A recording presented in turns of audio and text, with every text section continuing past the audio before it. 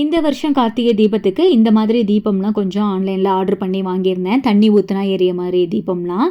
Last இயரே வந்து தீபமோட போராடியே ஒரு வழி ஆயிடுச்சு. இந்த பக்கம் பற்ற வச்சுட்டு அந்த பக்கம் திரும்புறதுக்குள்ளே எல்லா தீபமும் அணைஞ்சிட்டு இருந்தது.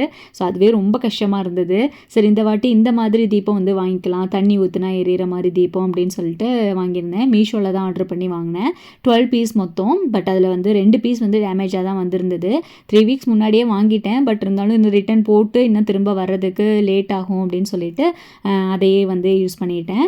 கூடவே வந்து இந்த மாதிரி செராமிக் அகலும் வந்து வாங்கியிருந்தேன். நல்ல கலர்ஃபுல்லாக அழகாக இருந்துச்சு பார்க்குறதுக்கு.